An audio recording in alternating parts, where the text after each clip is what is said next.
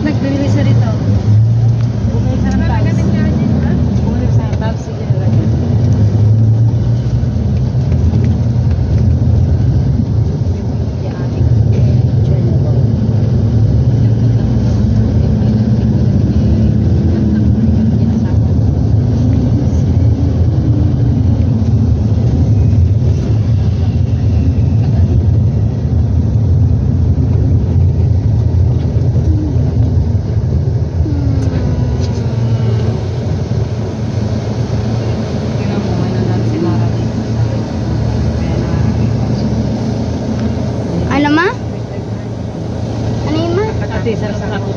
Tatakot ako pag kasama yan, sabi ko turok-turok.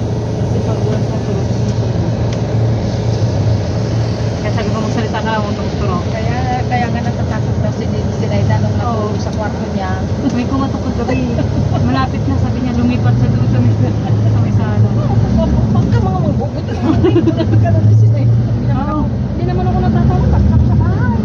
Gabi, the third eye na nagkwarto, makikita niya talaga. Eh, din to pero di siya nadanti ko. Ayan na ako, nasa likod mo ko na napahigan niya. Ayan na ako, nasa kaya, saan ba kayo natin? Kagabi lang siya doon nagiga eh. Gabi niya nakita ko makatakot siya natutulog. Pinapatulog siya malapit na sa akin. Ay, kung meron ko sa sala natulog. Pinatulog sa sala. Kasi Lola lang yun. Siyempre doon na yung sa sala. Doon na yung si Lola. Doon nga nagpunta kami sa cemetery, eh, meron kumano na.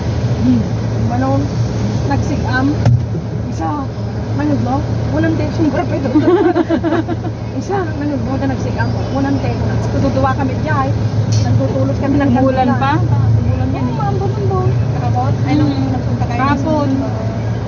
Namalingki pa kayo, di ba? Sino kasama ang malingki na natin?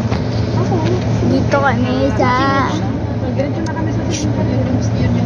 Andito kami sa Maynila. Maynila dito. Lumipat sila, nakatulog sila. Alis na sala. Butingat na.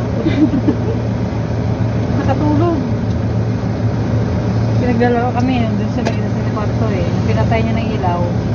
Yun na, bumangon siya. Hindi ako takot sa multo kasi nakakita